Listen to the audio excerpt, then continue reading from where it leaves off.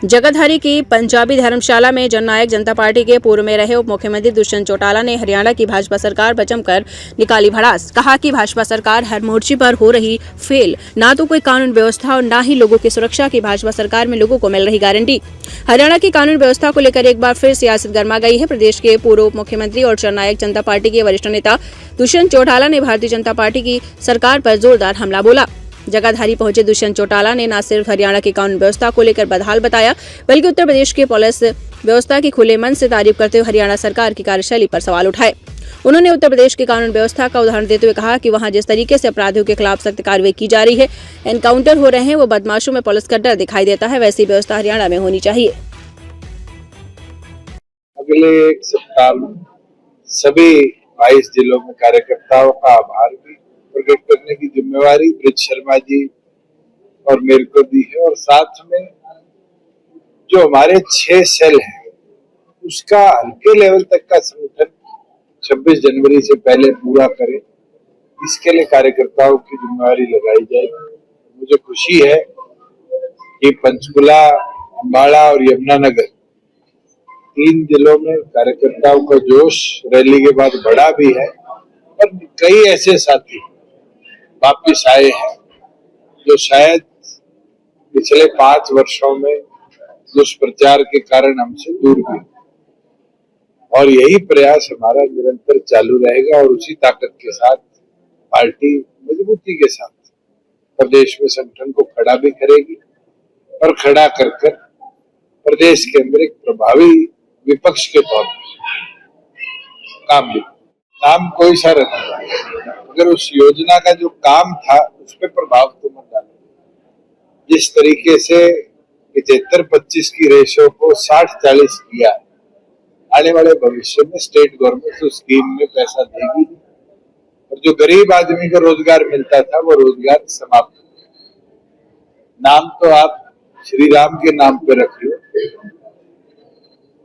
आप शिव जी के नाम पे रख लो, आप हनुमान जी के नाम पे, योजना है, मगर उस योजना का स्वरूप मत खत्म करना। गरीब को रोजगार देना उस योजना का स्वरूप था। ऐसे तो मनरेगा से पहले इसका नाम था काम के बदले अनाज, चौधरी देवीलाल जी ने शुरू करी, मगर स्वरूप तो लोगों ने वही रखा था। अनाज की बजाय पैसा देना शुरू कर दिया था, लोगों को रोजगार मिला। मगर अब तो कहीं ना कहीं रोजगार छीनने की व्यवस्था इस कानून में लेकर, मैं तो किसी पे नहीं करता। आप मोटरसाइकिल चलाते हो, उस मोटरसाइकिल को कल कोई कह दे भी गुंडे चलाते हैं, क्या ये सभ्य भाषा है? हमने तो सिर्फ व्यवस्था पर एक चीज कही थी कि गाड़ियों के मॉडल और मोटरसाइकिलों के मॉडल से क्राइम नहीं रुकता। कल महर्षि दयानंद यूनिवर्सिटी के अंदर स्कॉर्पियो गाड़ी थी बुलेट प्रूफ, और बच्चों के ऊपर चढ़ा दी। क्या करेंगे प्रदेश की पुलिस कानून व्यवस्था का? 4 साल की बच्ची डवाली के अंदर मार दी गई, रजवाड़े में उसकी लाश मिली। कहाँ गई प्रदेश की कानून व्यवस्था? कानून के मुखिया का काम है कानून व्यवस्था दुरुस्त करे, ना कि इस तरह की शब्दावली का इस्तेमाल करके मुद्दे से लोगों को हटाए। यूपी पुलिस जैसा काम करो ना। कल 14 जिलों में 10 इनकाउंटर हुए, हरियाणा में क्यों नहीं होते? अगर दम है पुलिस के अंदर तो काम करिए।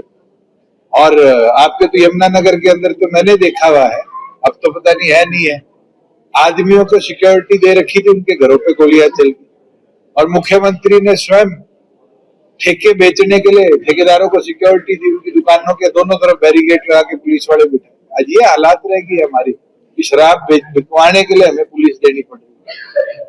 तो उनसे ये पूछिए कि कानून व्यवस्था में कितना सुधार आया है 2 महीनों के अंदर, वो बेहतर होगा, ना कि मुझसे बारी बारी ये पूछो कि जी आप थार बुलेट के पीछे पड़ गए। थार बुलेट तो सबसे ज्यादा थार आज के दिन कोई चलाता है तो महिलाएं चलाती है, तो क्या गुंडी है?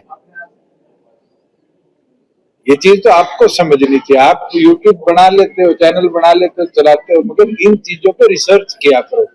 सबसे ज्यादा क्राइम अगर होता है तो छोटी गाड़ियों में होता है, और ये आंकड़े चाहिए तो मैंने आरटीआई लगा रखी है। हरियाणा पुलिस जैसे ही मुझे आरटीआई का जवाब देगी, मैं आपके साथ शेयर कर दूंगा कि कितनी थार, कितने बुलेट क्राइम में यूज हुए हैं, और बदले में कितनी स्विफ्ट या ऑल्टो या इस तरह की छोटी गाड़ियां इस्तेमाल की। तो एफआईआर दर्ज है और मुख्यमंत्री ने अब तक किसी भी मिलर की फिजिकल वेरिफिकेशन नहीं करवाई। ये साफ दिखता है चोरों को बचाने का काम। और एक चीज आपको बता दूं, 4 लोग चोरी करे चोरी होती है, 5 लोग चोरी करे डकैती होती है। सीआरपीसी में लिखा है। इसका मतलब तो प्रदेश में 100 करोड़ की डकैती पड़ी है और मुख्यमंत्री ने डकैतों को बचाने का काम किया, चाहे उसमें अधिकारी हो, चाहे वो मिलर हो, चाहे बीच के नेक्सस से जुड़े लोग। पकड़ना चाहिए, सख्त कार्रवाई करनी चाहिए। मैं तो हैरान हूँ, आप इसकी बात करते हो, 47,000 बोतल शराब निकलती है गुड़गांव में, ठेके के अंदर मिलती है। मुख्यमंत्री एक्साइज मिनिस्टर है, वो कहते हैं मेरे को नहीं पता और हमने ठेका बंद कर दिया, हमने कार्रवाई कर दी, आज भी वो ठेका खुला है।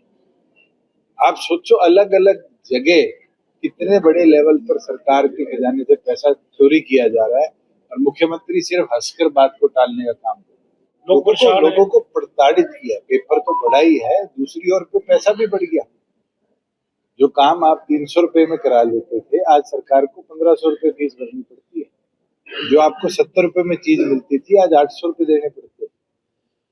ये तो सरकार ने नागरिकों को प्रताड़ित किया। और अधिकतम हरियाणा प्रदेश में जो जल्दी होने वाले काम है, इस ऑनलाइन प्रोसेस के कारण उसमें देरी होनी शुरू हुई। टोकन भी नहीं मिल रहे लोगों को, वहां पर जाकर पर्चे नहीं करते। शपथ लेते हैं मुख्यमंत्री की, तो आदमी ये मानते हैं कि मैं प्रदेश का सब कुछ अच्छा बुरा सब मेरे को देखना है। उसमें अधिकारी तो एक पार्ट एंड पार्सल है। मुख्यमंत्री तो गृह मंत्री भी है, तो दोनों चीजों से उन्हीं की जिम्मेवारी पड़ती है प्रदेश की कानून व्यवस्था को सुधारना। नेशनल ग्रामीण आजीविका मिशन, नहीं सर, जय राम जी की फुल राम की बता रहा हूँ मैं आपको, रोजगार आजीविका मिशन राम। और बताओ, आपने बोला जी राम जी, मैंने तो नहीं बोला। आप पूरा योजना का नाम ही पढ़ देते तो मुझे लगता है साथियों ने बोला है, मैं आपका साथी है, हमारे साथी, इसीलिए सर एक्सप्लेन कर रहे थे ना। चलो, राजनीति में कहते हैं कोई इसका दुश्मन नहीं है, तो क्या भविष्य में जजपा भाजपा के साथ जा सकती है? भाई मुझे तो पता नहीं, आपको पता हो तो मुझे बता दो। सुरक्षा के ऊपर क्या अभी क्या क्या, आप लेट आए।